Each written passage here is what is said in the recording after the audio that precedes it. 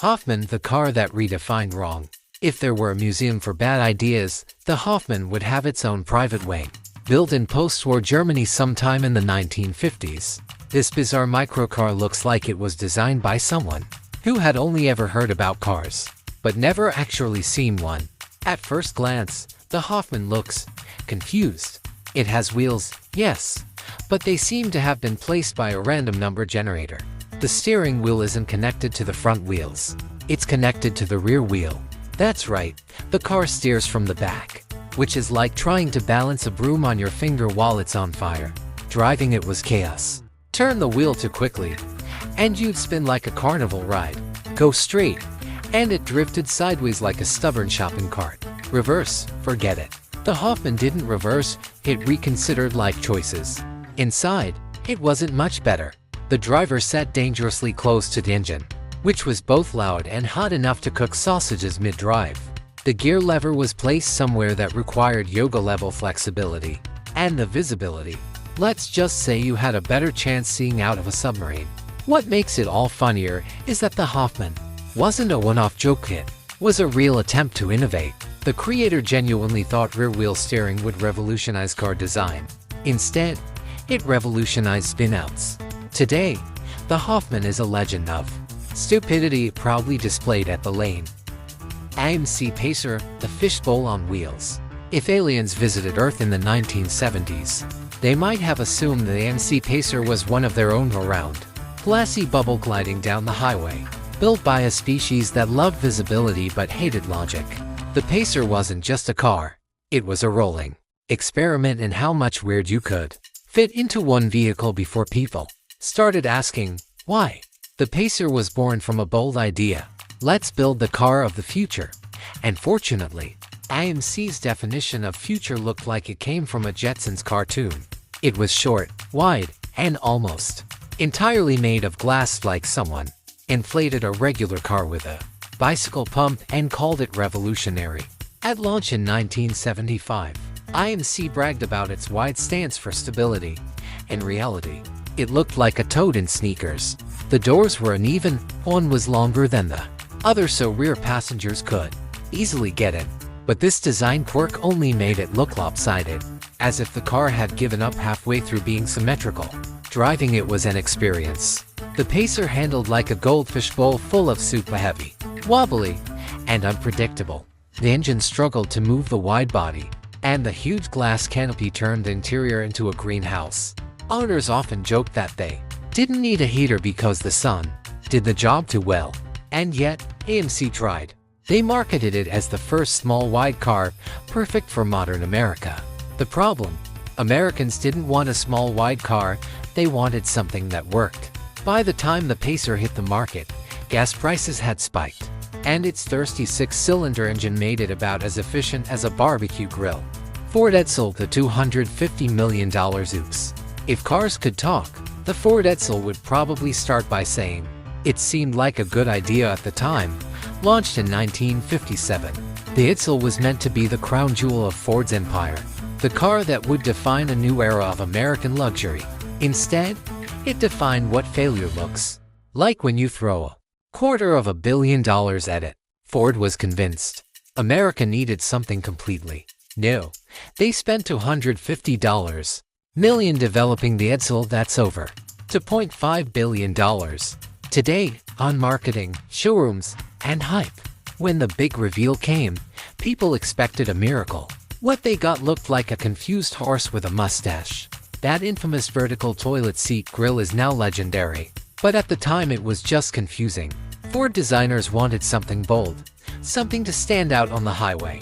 And fortunately, what they built stood out for all the wrong reasons. Some called it a jet intake. Others said it looked like a Buick that had eaten a lemon. The problems didn't stop there. Ford bragged about the Edsel's teletouch transmission. Fancy push buttons mounted right in the steering wheel. Sounds futuristic, right? Until you tried to honk the horn and accidentally threw the car in reverse. It was a mechanic's nightmare and a driver's comedy sketch. Then came the timing. The Edsel launched right as the US economy slowed in. 1958. People wanted small, affordable cars. Ford gave them a 19-foot chrome spaceship. It was like trying to sell diamond cufflinks during a factory strike. And oh, the marketing. Ford built an entire mythology around this car, secret teaser ads, mysterious slogans, even nationwide countdowns. When people finally saw the Itzel, their reaction wasn't awe. It was laughter. The name itself became shorthand for bad idea. Chrysler 200 had the car that tried to impress and fell asleep doing it. The Chrysler 200 was supposed to be the comeback kid, Chrysler's shining return to the mid-size sedan market, a bold answer to the Camry, Accord, and Fusion.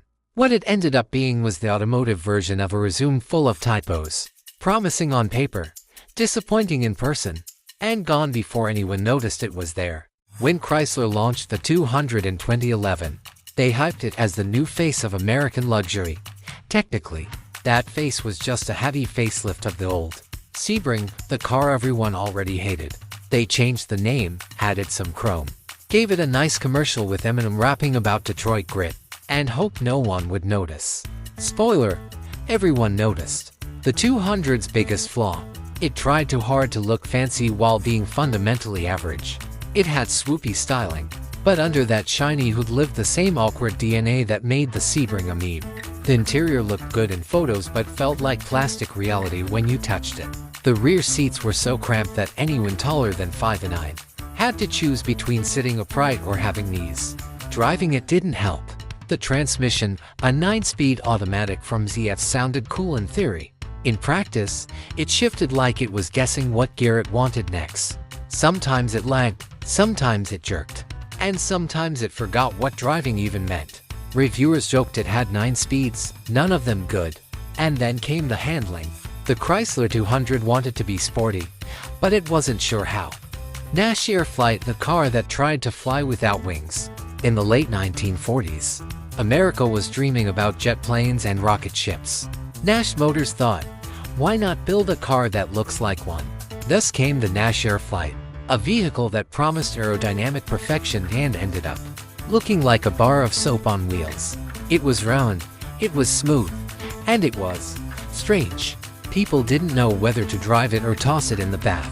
The Airflight was supposed to be revolutionary. Nash's engineers took aerodynamics seriously. They spent years testing it in wind tunnels. The result?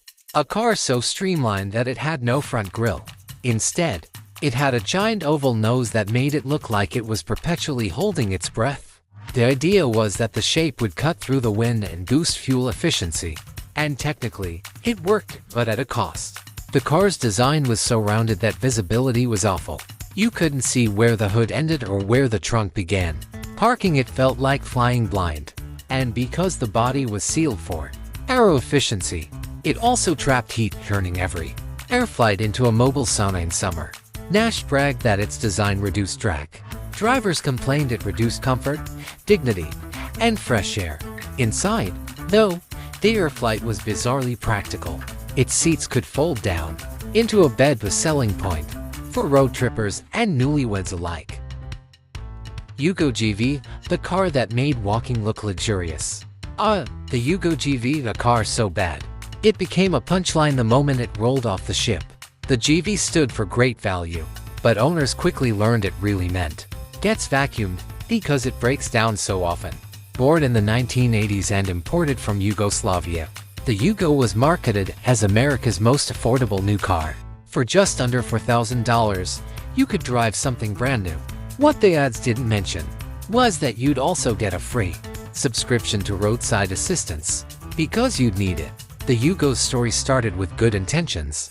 A socialist nation wanted to prove it could build a car for the people, simple, practical, and cheap. The problem? It was too cheap. Everything about it screamed cost-cutting. The doors rattled, the dashboard shook, and the air vents didn't actually vent anything. Even the windshield wipers seemed confused about their purpose. Performance? Calling it slow would be generous. The 55 horsepower engine struggled so hard that merging onto a highway felt like an act of bravery. Owners often joked that it came with 2 speeds. Stop and almost moving. Going uphill required faith, momentum, and sometimes a push from friends. Reliability, legendary in the worst way. Dodge La Femme. When Dodge thought women wanted handbags instead of horsepower, Ah yes. The Dodge La Femme, the car that answered a question absolutely no one asked. What if we made a car just for women and painted it entirely pink? Born in the mid-1950s, the La Femme was Dodge's attempt to tap into the female driver market. Instead of giving it better visibility, better handling, or if you know anything useful, they decided to make it a fashion statement. Their entire design brief basically read, add lipstick, call it innovation. The La Femme came into delicate shades of heather rose and sapphire, white with matching rose-colored upholstery embroidered with little pink flowers. But that wasn't all. The car came fully accessorized with a matching pink purse, a compact mirror, a lipstick case, a rain hat, and even a matching pink raincoat that's stored neatly behind the front seat. Because, of course, when you're driving a 5,000-pound V8 sedan, what you really need is a hat. Dodge actually thought this was genius. Their ad campaign proudly declared it the world's first car designed, especially for the modern woman. But women in the 1950s weren't exactly impressed. They didn't want a pink handbag on wheels. They wanted a car that worked as well as their husbands. The La Femme became an instant joke. More fashion show than functional car. Mechanically, it was just a regular Dodge Custom Royal, big, heavy, and thirsty. Trabant 50, the car that time and logic forgot. If you've ever wondered what happens when a car is built entirely out of desperation, meet the Trabant 50, East Germany's proudest achievement in barely functional transportation. Nicknamed the Trabi, this little box on wheels was introduced in 1957 and stayed almost unchanged for over 30 years. To say it was outdated is an understatement. This car was born obsolete. While the rest of the world got sleeker, faster, and smarter, the Trabant just existed. Like that one toaster in your kitchen that somehow still works but smells like regret. The first thing you notice about the Trabant 50 is its body, not metal, not fiberglass, but a material called Duroplast, made from recycled cotton waste and resin. In simple terms, it was basically pressed fabric. So yes, technically, the Trabant was a biodegradable car before it was cool. Just don't park it too close to a bonfire. Under the hood sat a two-cylinder, two-stroke engine that puffed blue smoke like a stressed-out factory chimney. It made a heroic 18 horsepower, enough to reach 60 miles per hour if the wind was kind and gravity helped. The smell of burnt oil followed every Trabant like a loyal pet. Starting it was an adventure too. It didn't so much start as it negotiated.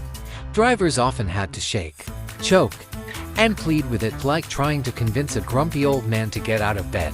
Once running, the noise was so loud that you couldn't hear your passengers or your own regrets. Inside, luxury was non-existent. Fiat Multiple, the car that looked surprised to be alive. If there were a contest for the weirdest looking car ever made, the Fiat Multiple would not just win, it would host the event, hand out the trophies, and then apologize for showing up.